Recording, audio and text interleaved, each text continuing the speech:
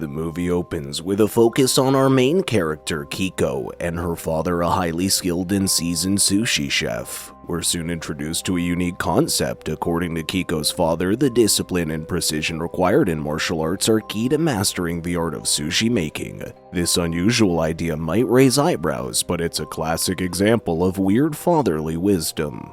We see Kiko religiously practicing her moves, then shifting her focus to crafting sushi for her tough father to evaluate. Given his exceptional skills and high standards, it's quite a challenge to meet his expectations. As usual, he rejects her sushi, imposing further intense martial arts training, which he insists will enhance her sushi making prowess. Overwhelmed by constant criticism and the unconventional approach of mixing martial arts with sushi making, Kiko decides to break away. She leaves her father's home to embark on her own adventure, ready to tackle the world by herself. Before long, Kiko gets a job at a sushi shop close by. However, her dad's strictness and constant pressure have really hurt her self-confidence. This becomes apparent when she finds it tough to fit into her new work surroundings. She becomes the target of workplace bullying, especially as the newbie. Her colleagues cruelly overload her serving table, making it impossibly heavy. The inevitable happens: Kiko spills the food all over herself, much to the amusement of her colleagues, who are really making life difficult for her. The next scene introduces the staff of a big pharmaceutical company entering the restaurant. They are met by the shop owner and employees, with the owner confidently promising the restaurant's award-winning sushi will ensure an unparalleled dining experience. Kiko unfortunately arrives late to this introduction with her face messily covered in noodles. This unexpected sight provokes laughter among the visitors. Her boss criticizes her for her appearance, and she humbly apologizes for causing any inconvenience. This moment marks another hardship in Kiko's challenging journey of self-discovery and survival in the tough world of sushi making. The story continues as Kiko steps away to clean up after her embarrassing incident. During this time, she encounters one of the guests, an elderly man named Sawada. He lends a hand, helping Kiko get rid of the noodles stuck to her clothing. Sawada notices Kiko's smooth hands, an observation that prompts a weird compliment from him. He suggests that her hands are perfect for sushi making, subtly hinting at her destiny of becoming a sushi chef. The next part of the movie introduces us to a couple leisurely walking. Unbeknownst to them, a mysterious homeless man called Yamada watches them from a distance. When they notice him, they're taken aback to see him enjoying sushi retrieved from a trash can.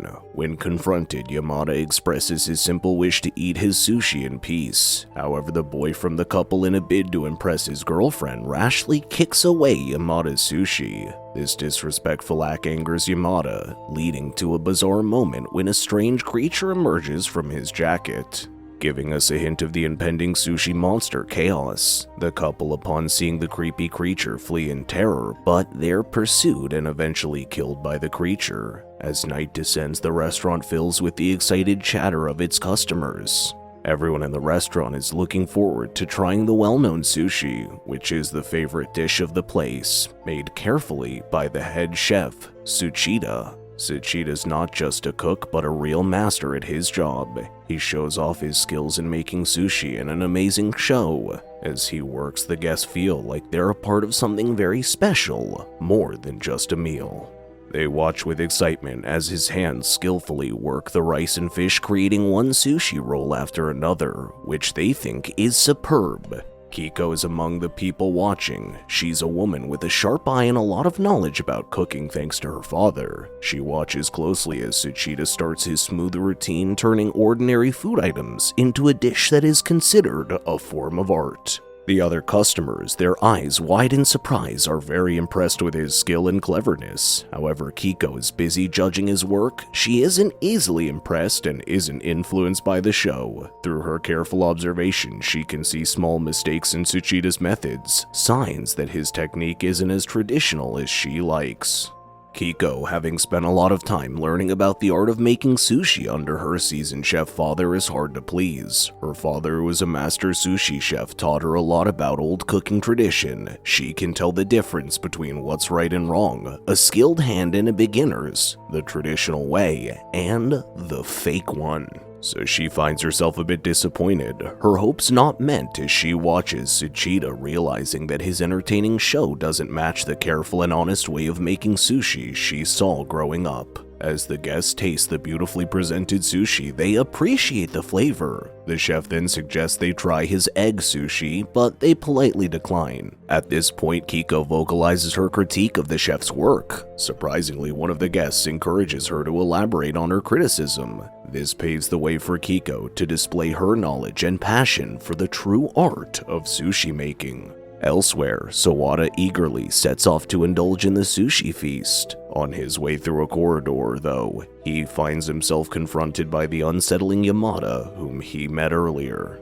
Simultaneously, Kiko is bravely voicing her criticisms of Chef Tsuchida's sushi-making process. To the astonishment of the crowd, she outlines every misstep he made in his sushi preparation. Not stopping there, she also points out the incorrect way the visitors were consuming their sushi, explaining the proper technique of enjoying this delicate dish. This critique infuriates Chef Tsuchida, who lunges at Kiko. With the martial arts skills she honed under her father's guidance, Kiko manages to defend herself and even knocks him out. The visitors ready to take her on face a surprising defeat as she skillfully outmatches them.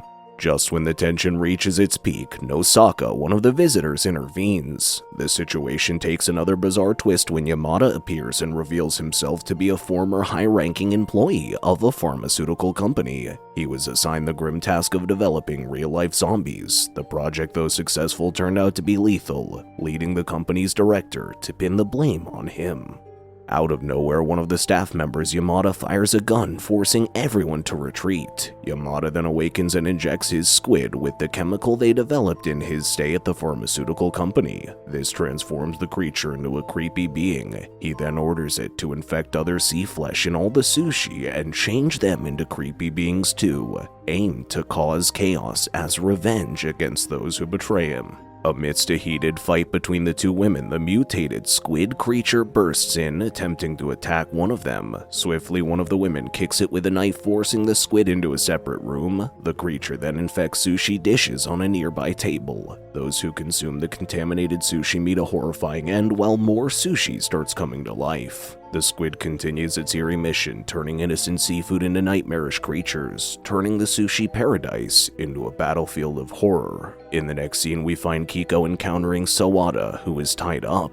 Upon setting him free, Kiko shares her theory about the bizarre sushi transformations taking place. Rather than being intrigued, Sawada dismisses her ideas as the product of her weird mind, accusing her of fabricating wild stories. But before they knew it, Kiko and Sawada are trapped inside a room, desperately trying to escape. Kiko spots an egg sushi showing signs of transformation, but she resists the urge to destroy it. Instead, she cleverly utilizes the creature to unlock the door. This is achieved by exploiting the corrosive acid it spews from its mouth, which dissolves the barrier that had been hindering their escape. Simultaneously, in a secluded room, the visitors continue their fun, unaware of the monstrous sushi outbreak.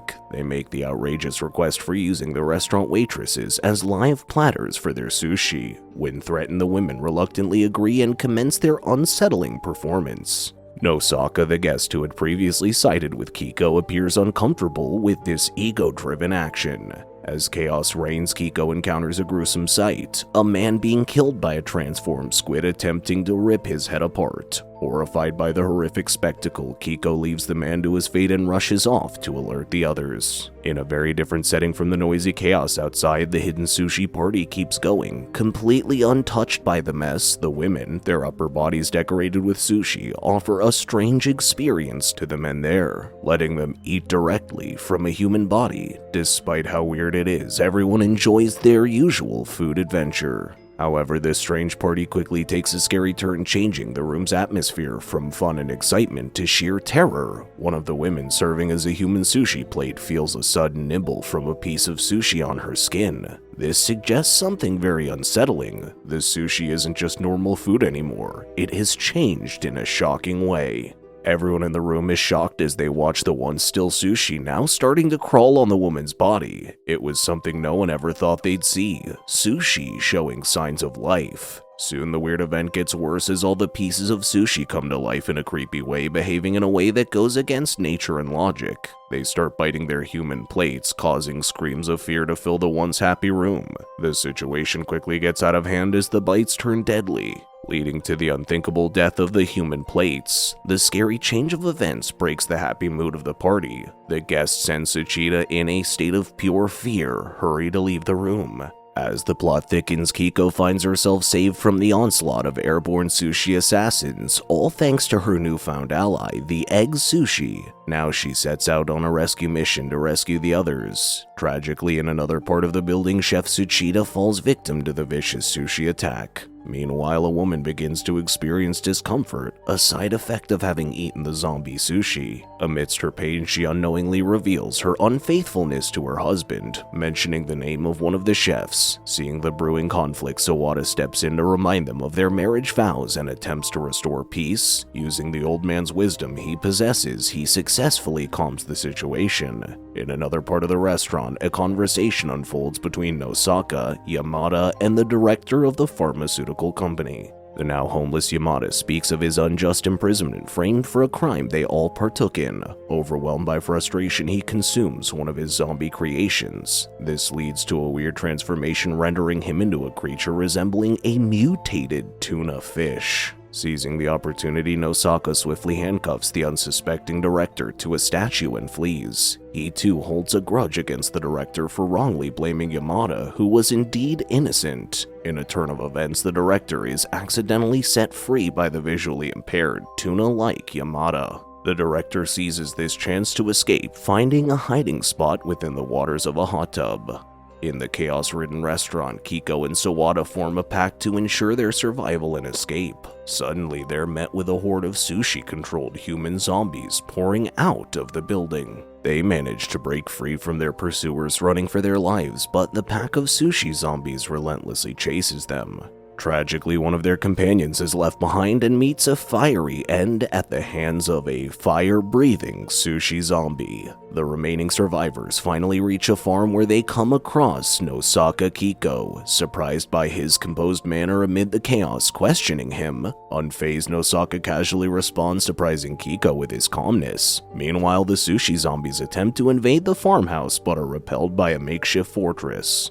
In the heat of the moment, Sawada makes a cruel discovery. High-frequency sound waves are capable of destroying the sushi zombies. Armed with this knowledge and backed by Kiko's martial arts skills, the pair bravely confront the sushi zombie army. They use a combination of martial arts, sound waves, and a handful of knives to fight off the zombie army. Unexpectedly, Yamada, now changed into a monstrous tuna-like creature, emerges and challenges Kiko to a deadly duel.